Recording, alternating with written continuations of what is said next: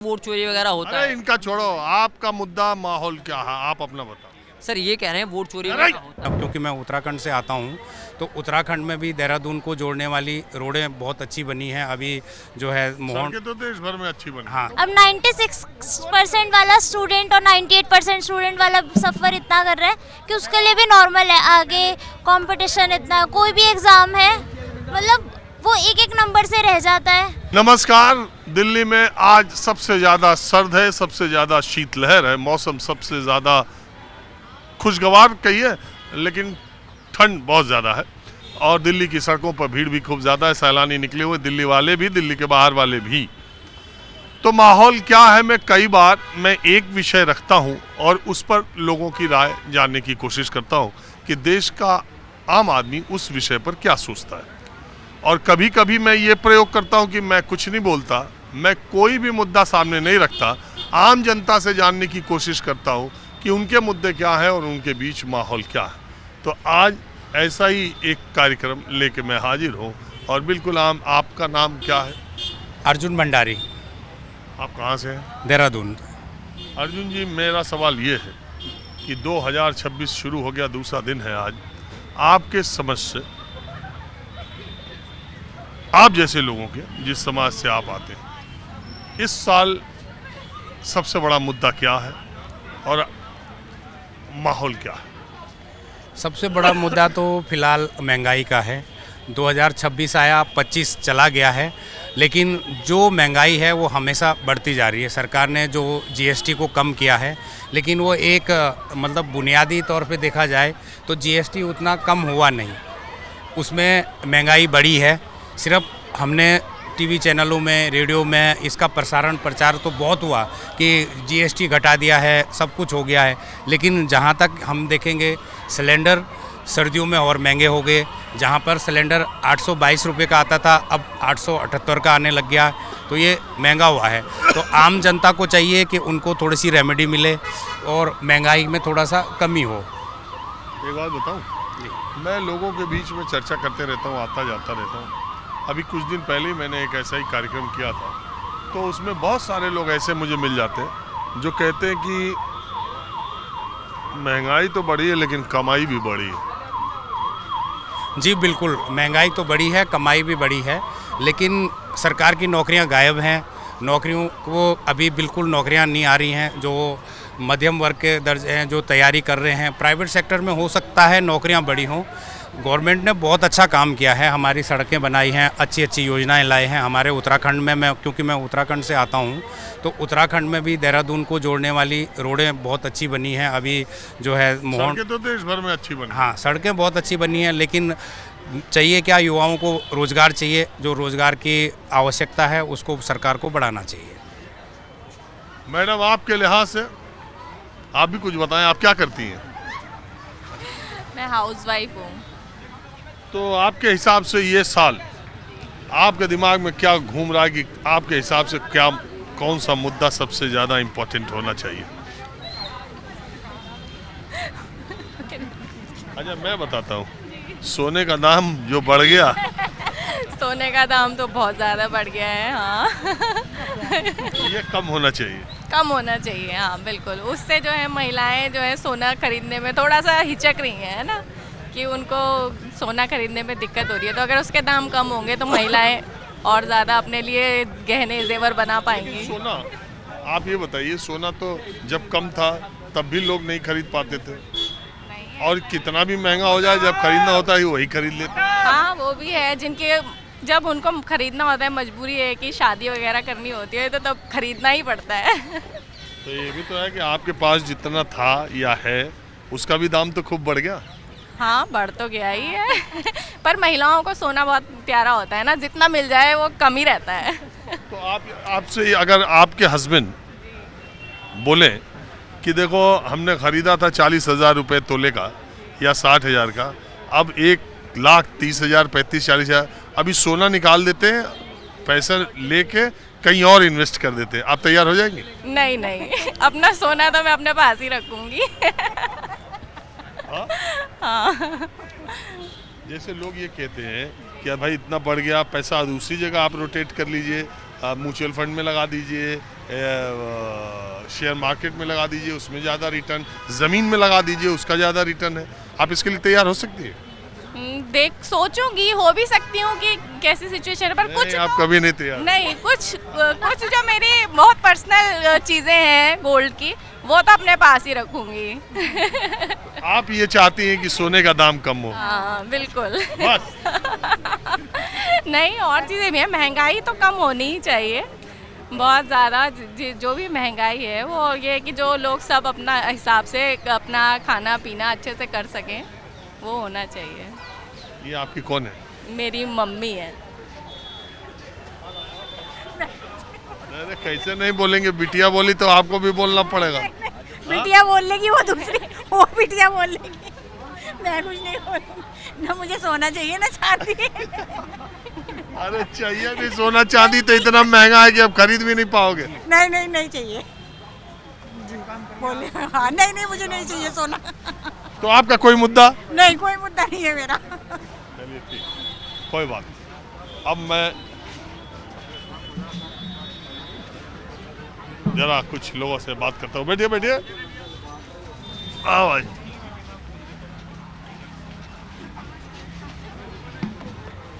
आइए इधर बैठिए। नहीं सर, हम यहीं पे ठीक है। मैं तब तक एक जगह वेट कर रहा हूँ। अच्छा अच्छा ठीक। काफी टाइम हो गया। There are so many things. बदल नहीं रहा कुछ? नहीं बदला, कौन कौन कह रहा है नहीं बदला? आइए इधर इधर आइए।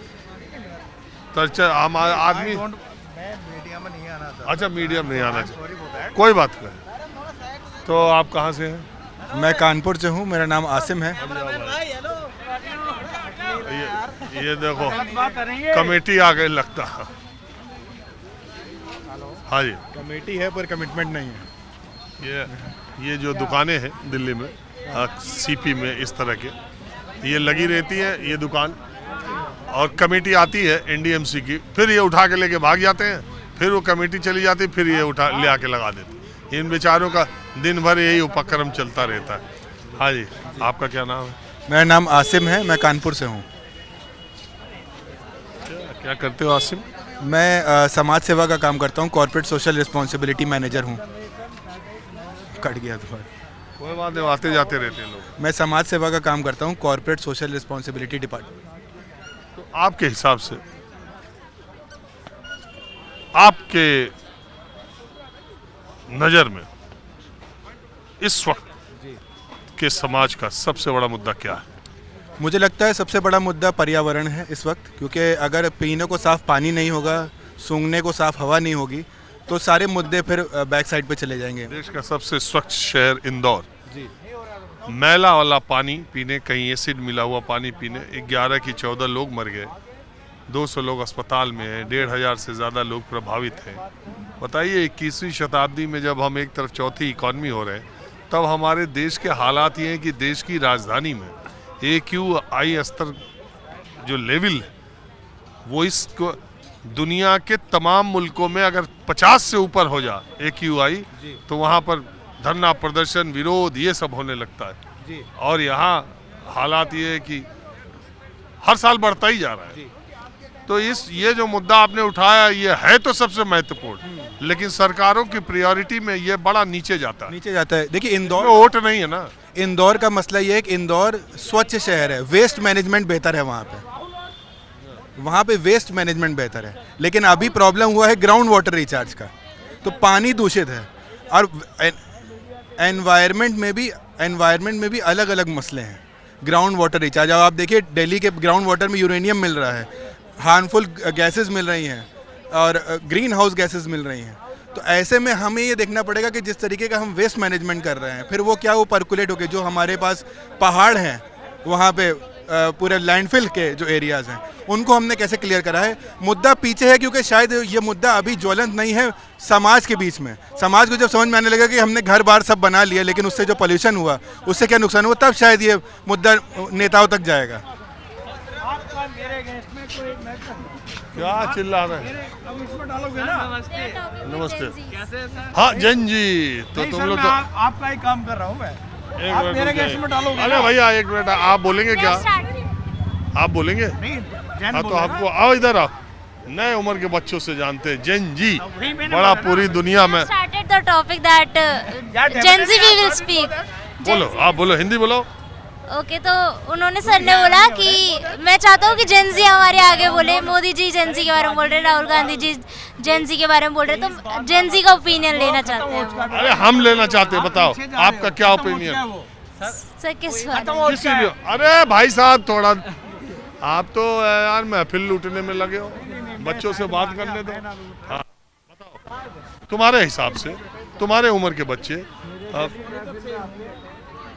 तुम्हारे उम्र के हिसाब से इस वक्त तुम लोग किस मुद्दे पे सबसे ज़्यादा सोचते हो और तुम लोगों के बीच में माहौल क्या है? सर हमारे बीच में सबसे ज़्यादा माहौल ये है कि आजकल ना हमें इतना स्ट्रगल करना पड़ रहा है पढ़ाई को लेके। पहले इतना कंपटीशन नहीं था, अब 96% वाला स्टूडेंट और 98% स्टूडेंट वाला सफ़र इतना कर रहा है कि उसके लिए भी नॉर्मल है। आगे कंपटीशन इतना, कोई भी एग्ज़ाम है मतलब वो एक एक नंबर से रह जाता है। और यहाँ पे इंटर्नशिप्स देखनी है, जॉब्स ढूंढनी है। 18 और 19 के एज में ही बच्चों को हो जाता है कि जॉब्स ढूंढनी है, तो वो उसके लिए इधर उधर भटक रहे हैं और कहीं पे भी अवेलेबिलिटी भी नहीं है। मतलब इंटर्नशिप्स में सबको एक्सपीरियंसेस चाहिए, पर कोई एक्सपीरियंसेस देने को तैयार नहीं है। उनको चाहिए 1 या 2 साल का। और आजकल पेरेंट्स के ऊपर रिस्पॉन्सिबिलिटीज़ इतनी ज़्यादा आ गई है, हाई स्टाइपेंड हो गए हर चीज़ का, तो वो चाहते हैं कि वो खुद से कमा पाएँ, पर कोई वही सोर्स ही नहीं मिलता। ऑनलाइन लिंक्डइन हो गया, जितने इंटर्नशाला हो गए, सब पे अपनी वो ढूंढ रहे हैं जॉब्स वगैरह, पर अवेलेबिलिटी है ही नहीं कहीं। मतलब एक एक स्टूडेंट जो है वो 3-3, 4-4 कोर्स कर रहा है और इतना तो एक पॉसिबल ही नहीं है स्टूडेंट के लिए 24 आवर्स में। उसके चक्कर में वो स्ट्रेस में आ रहा है और इससे वो सफ़र कर रहा है फिर भी कुछ नहीं हो पा रहा है। तो इस पे हम चाहेंगे कि अब हमारे जो लीडर्स हैं, instead of fighting on religion, they should seek the condition of a country, youth where they are suffering. They should employ more students and तुम्हें लगता है कि हमारे लीडर्स, हमारे पॉलिटिशियन ज़्यादातर religion, caste, of course they are, उनका main वो बच्चों लोगों को मोबिलाइज ही रिलीजन और उससे कर रहे हैं। मतलब ये सब छोड़ देना चाहिए। हमारे अभी यहीं देख लीजिए, आप सराउंडिंग्स में ही ये देख लीजिए, MCD, कोई भी छोटी से छोटी यूनिट और ऑर्गेनाइजेशन अपना काम करने के लिए वो ही नहीं है, एक्टिव ही नहीं है। They just want to gain votes and मतलब मैं ये चाहती हूँ कि अगर वो कुछ करना चाहते हैं तो असलियत में आए सामने और करें। अगर तुम्हारा काम दिखेगा तो यूथ क्या सभी आपको वोट करेंगे, तो हमें रिलीजन और उस पर लड़ने की कोई ज़रूरत ही नहीं पड़ेगी।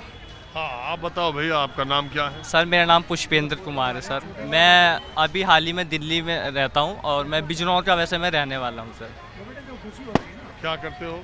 सर मैं Shyamlal college university of Delhi में economics honours, BA economics honours sir. तो आपके उम्र के लोगों के बीच में, जिन्हें जेन जी भी कहा जाता है, क्या माहौल है? तुम लोग किस मुद्दे को सबसे ज़्यादा महत्वपूर्ण मुद्दा मानते हो? सर 2 मुद्दे मैं मानता हूँ सर अभी जो महत्वपूर्ण है। सर पहला मुद्दा है पर्यावरण, इन्वायरमेंट। सर उस पर गवर्नमेंट का कोई फोकस नहीं है बिल्कुल सर। और दूसरा है सर इंडियन डेमोक्रेसी सर, वो सर मैं मानता हूँ वो थ्रेट में है सर। क्योंकि आप देखिए सर अभी एक मुद्दा है कि वोट चोरी का सर, वो एक बहुत गंभीर मुद्दा है सर इंडियन डेमोक्रेसी के लिए। आप देखिए संस्था जो सुप्रीम कोर्ट और इलेक्शन कमीशन जो है वो गवर्नमेंट के फेवर में काम कर रहा है, बिल्कुल अपोजिशन की बात नहीं सुनी जा रही है सर। इलेक्शन कमीशन सर जो डेमोक्रेसी है सिर्फ सर रूलिंग पार्टी के लिए नहीं, मेनली जो है अपोजिशंस के लिए है। क्योंकि आप किसी भी देश में चला, रूलिंग पार्टी तो हर जगह है सर, लेकिन अपोजिशन हर जगह नहीं है। मैं मानता हूँ इंडियन डेमोक्रेसी में अपोजिशन का बहुत अहम रोल है सर। तो आपको ऐसा क्यों लगता है कि डेमोक्रेसी खतरे में है? और ऐसा तो चुनाव हो रहा है, अपोजिशन पार्टीज भी जीत रही हैं। अभी हालिया लोकसभा का चुनाव हुआ तो रूलिंग पार्टी की सीटें बहुत कम हो गई। इवन मोदी जी की अकेले दम पर सरकार भी नहीं है, कोलिशन गवर्नमेंट है और विपक्ष की इतनी सीटें बढ़ गई। तब आपको ऐसा क्यों लगता है? अभी जो चुनाव हुए उसमें भी आप देख लीजिए। उसका मैं जवाब सर आप ये बताइए कि जब कोई चोरी करता है सर, वो बड़ी शातिर तरीके से करता है ताकि दूसरे व्यक्ति को उसका एहसास ना हो सर। अभी भी मोदी जी पावर में है ना सर, ऐसा तो नहीं मोदी जी पावर में नहीं है, अब भी प्राइम मिनिस्टर हैं। अभी प्राइम मिनिस्टर है ना सर, यही है सर। क्या बोलना क्या सर मैं अभी यहाँ से सुन रहा था तो भाई साहब ने बोला कि जैसे वोट चोरी वगैरह होता है कुछ आप ऐसा? क्या करते हैं? मेरा नाम दीपक शर्मा है और मैं 12th वगैरह कर लिया है, ग्रेजुएशन कर रहा हूँ अभी सेकंड ईयर में दिल्ली कहाँ यूनिवर्सिटी से। और अभी फिलहाल जॉब वगैरह करता हूँ, नॉर्मल जॉब करता हूँ, एक ट्रेडिंग एजेंसी है। दिल्ली ये श्यामलाल से पढ़ते हैं, आप कहाँ से पढ़ते हैं, किस कॉलेज? दिल्ली यूनिवर्सिटी में। किस कॉलेज? वहाँ पर एक साइंस मेडिकल कॉलेज है, उसमें पढ़ता हूँ। क्या? साइंस मेडिकल कॉलेज का नाम है उसका, उसमें पढ़ता हूँ मैं सर। यार ये कौन कॉलेज है? साइंस है, मेडिकल वहाँ पे कॉलेज है। कोई है? है वहाँ पे। डीयू में कौन कॉलेज है? साइंस मेडिकल कॉलेज, हम सब कॉलेज का नाम जानते हैं यार। सर मैं आपको एक चीज़ बताता हूँ, सेकंड ईयर तक गया था और उसके बाद मैंने छोड़ दिया फिलहाल अभी क्योंकि मेरा तुम किस इन्होंने नाम बताया पुष्पेंद्र कुमार और कॉलेज बताया श्यामलाल, फिर इन्होंने बात की। पहले आप बताइए आपका नाम क्या है और आप किस कॉलेज में पढ़ते हैं उसका। ये साइंस मेडिकल कॉलेज कोई कॉलेज नहीं है, मेरा नाम यही मिल जाते हैं यार, क्या बताएं, हम ही को मिल जाते नहीं, हैं। मेरा सर मैं कहता हूँ मैंने अभी दिल्ली यूनिवर्सिटी में पढ़ता था, मैं छोड़ दिया मैंने। किस कॉलेज में? है एक कॉलेज सर, नाम नहीं बता सकता मैं। तब क्या पढ़ रहे थे?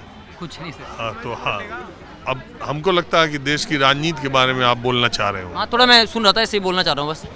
कि सर अभी बोल रहे थे वोट चोरी के लिए बोल रहे थे, तो मैं इसलिए इतने बोल रहा था, मैं इतने सारे डिटेल हो सर। ये कह रहे थे वोट चोरी वगैरह होता है कुछ ऐसा, तो वो मैं जानना चाहता कि वोट चोरी होती कैसे है, क्योंकि मैंने आज तक तो सुना नहीं। अरे सर आप देखिए ना, एक ब्राजीलियन महिला देश में आकर, अरे जो राहुल गांधी प्रेस कॉन्फ्रेंस करते हैं हाँ, आरोप, सर, वही बता रहे वही हाँ बताइए ना। सर मैं ये कह रहा हूँ अरे यार तुम अपना मुद्दा बताओ पहले।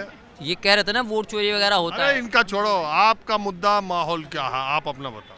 सर ये कह रहे हैं वोट चोरी अरे वगैरह होता है। इनका छोड़ो यार, सर आप सुन नहीं रहे हो, रहने दो सर। एक मिनट सुनो। नहीं सर नहीं बोल